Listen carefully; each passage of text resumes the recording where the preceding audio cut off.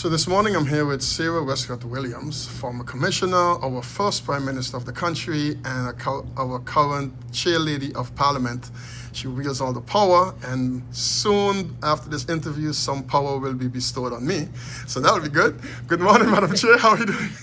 Good morning. And of course, it's a pleasure to be having this interview with you. Thank you for the invitation. And thank you for having me and accepting. So I want to, we know you're the current chair lady of parliament. You've been our first prime minister. But I want to take you way back to when you were just little Sarah, wow. 7, 8, 9 years old, as far back as you can remember. Okay. Who was little Sarah between, let's say, 7 and 10 years old? If I go back a little earlier, because that explains. Oh, sure. Yes, that explains. Most people can't remember. I definitely can remember, and I guess what has been told to me, I kind of put that together with my memory, and therefore have a recollection. And of course, something like having to relocate to the island of Aruba when I was about 4 years old. You don't forget that, because that is why I grew up on our sister island of Aruba. And coincidentally, the reason for my mom, because my dad had passed away when I was very young, and the reason for my mom relocating to Aruba was because things economically were so dismal on Sint Maarten. So my mom left for Aruba to look for a better livelihood so that she could take care of her children. And when Hurricane Donna struck in 1960, my mom was like, no, I need my kids here with me. And this is just some of my imagination, because of course back then we did not have social media. We hardly had good communication. It was about letter writing. But I want to believe by calls to my mother, explaining her how bad, because it was bad from what I understood, that hurricane in 1960, and my mother, I guess with the images that she probably in her mind of what was going on Sint Maarten, she decided to send for us. She was already there and sent for us, and thus I grew up on Aruba and went to school on Aruba. And so a lot of persons knowing me on Aruba from a very young age feel that I was born on Aruba, but I was not born on Aruba. So you were born on Sint Maarten? I was born on the French side of Sint Maarten. And again, there's a little story behind, there's a story behind everything. Yes. And the reason why I was born on the French side of Sint Maarten, so in the French hospital, delivered by the late Dr. Petit, to be exact, and because my mom was a housekeeper, and my mom would clean homes, and so she would be doing that on both sides of the island, and happened to be on the French side when I had to be born. And thus I was born on French Sint Maarten. And later in my adult life, I was married to now my late husband, and he was from the French side as well, so I have a very strong connection with the French side of Sint Maarten. Okay, so now were you during all of that a little troublesome child, or were you a fun child? Very studious. Okay. Very studious, and again on Aruba, my mom was. I said that she was a cleaning lady, and in Aruba, she actually cleaned school buildings. So in the afternoon, following the school day, she would then go and clean what, from my impressions, were these large schools, many classrooms, and so my mother was a cleaner at the schools. And what I do remember is that every opportunity that I got, I would because we would go with her, we being especially my sister and I, Olga, my sister, and my mother would take us with her, and we supposedly would have been helping her. And every opportunity I got, I would find a book in the school, my age or older, and I would try to get away from my mother for a little while and read. So I love to read. My mother used to always remind me of that. Even some of my friends from that time would always say to me, "Oh, you had loved to read. You had loved to read." But you know what they say, readers are leaders. Oh, for sure. And look at where you are now. Yes, You know? yes, indeed. You know? And we lived in the city of St. Nicholas, you know, and that's where many persons from the Windward Islands, where they lived once they went, went to Aruba.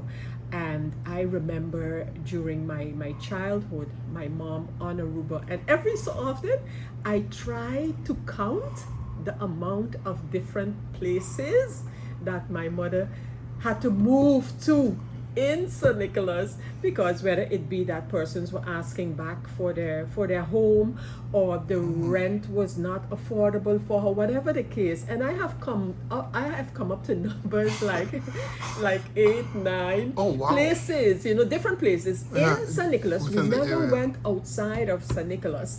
But we started out when we first went down to Aruba. We lived in another well-known area, especially for Windward Islanders, and that was called the Village.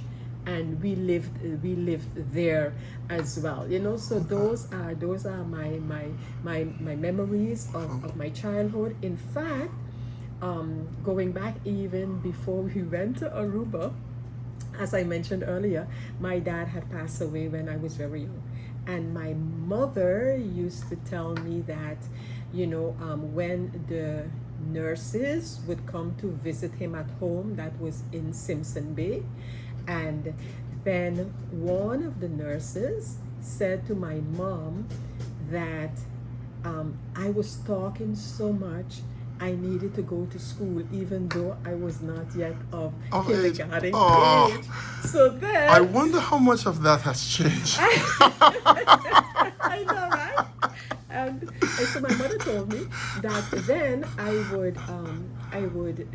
they would take me from Simpson Bay to come to town to school, because I don't know if you wouldn't recall, but maybe you would have heard that that back in those years we had many nuns here on Sint Maarten, and they were into healthcare, and they were into teaching. So that's where that came in. So and vaguely, it's only afterwards that I was able to associate it, but vaguely I remember as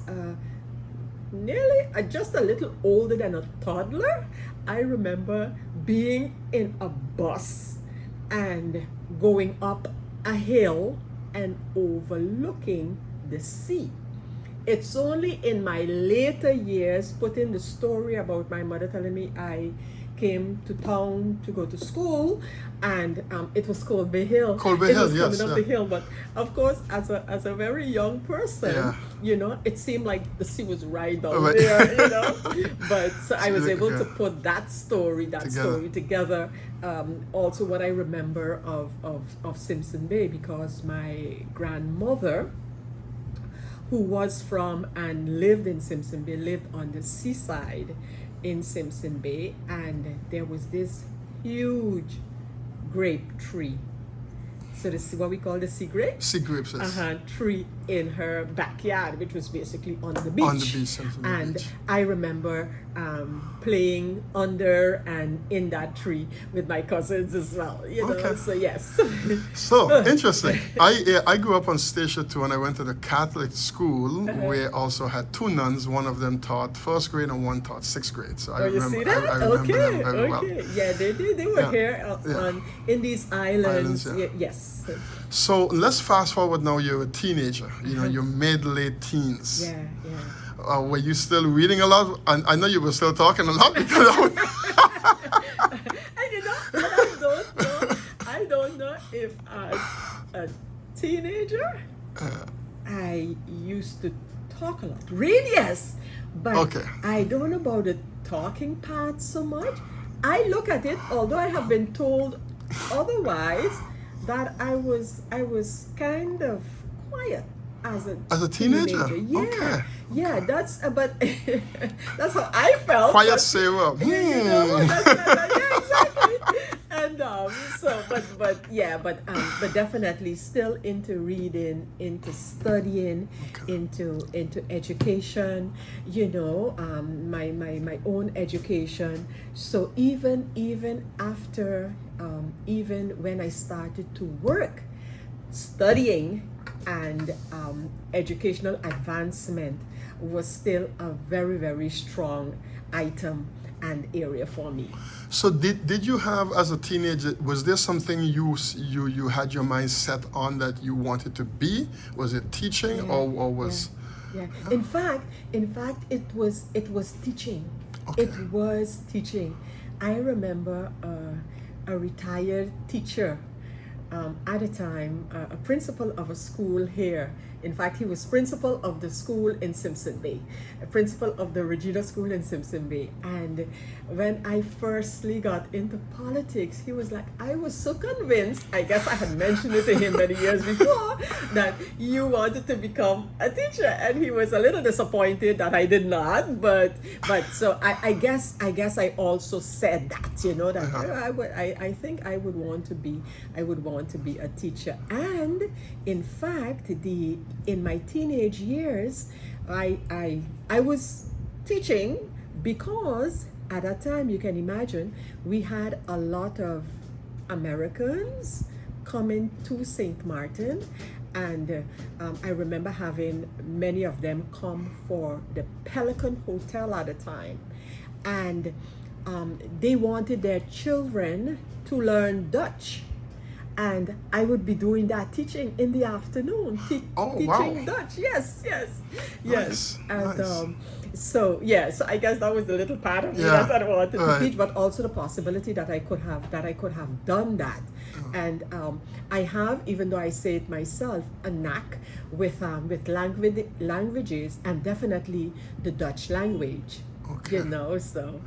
Yeah, well, both my wife and daughter are teachers. And my daughter wanted to be a teacher since she was 6 years old. Oh, wow. And even though she had a few changes in between, when she went to college, she still became a teacher. Oh, look at that. So, that's great. Yeah, so that's great.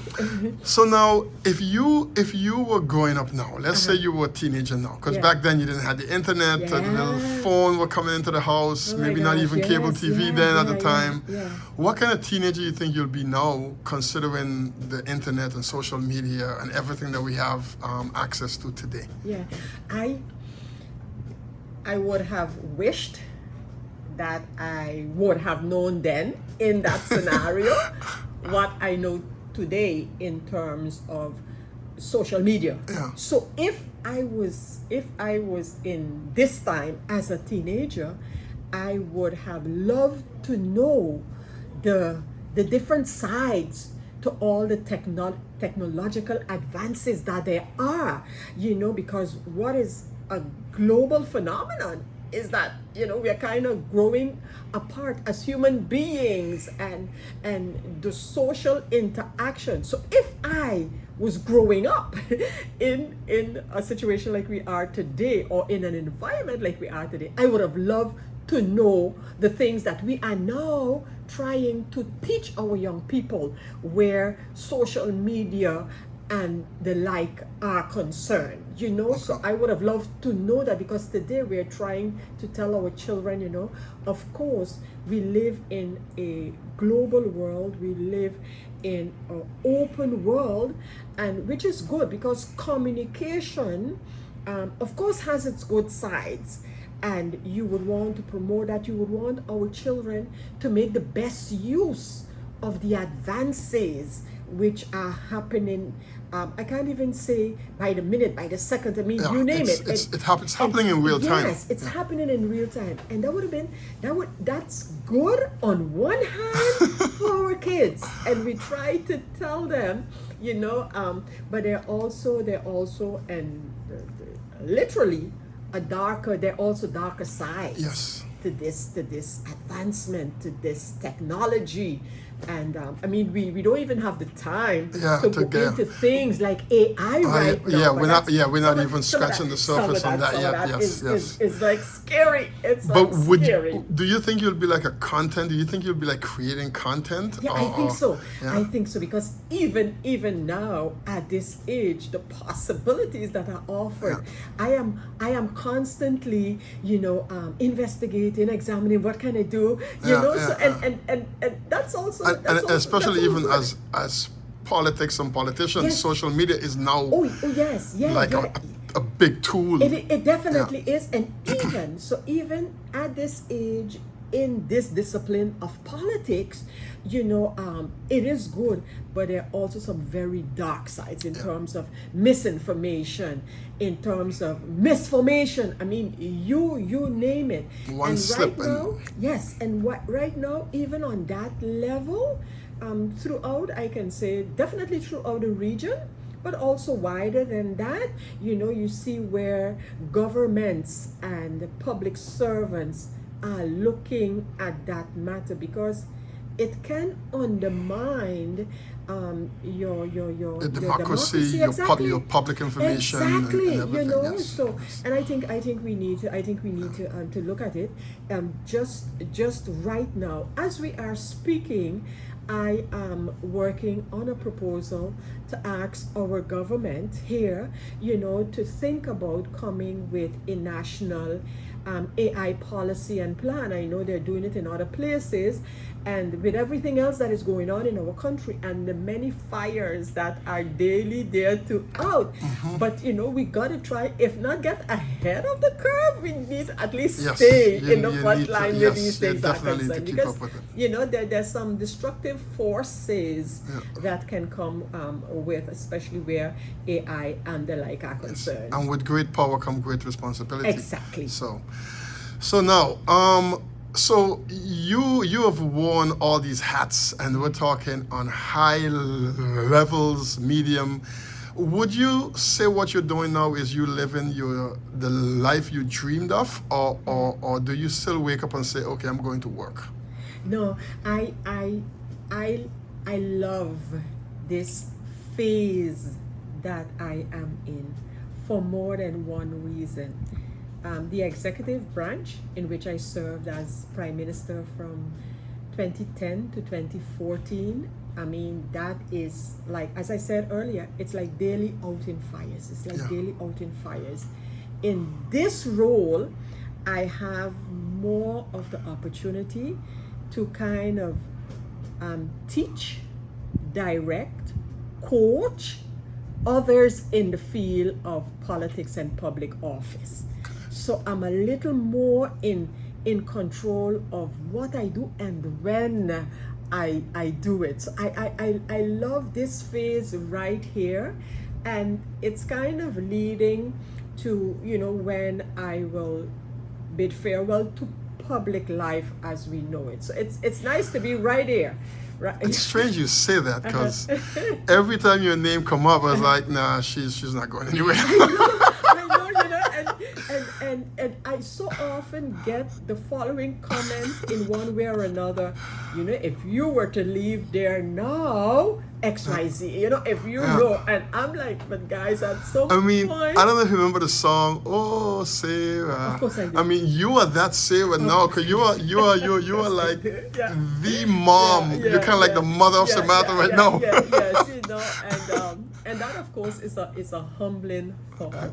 And politics is vicious. Politics is vicious. Also, it's cutthroat, man. Because it's always, nobody goes into an election to lose or to say, oh, I was in that election. You're going for the win.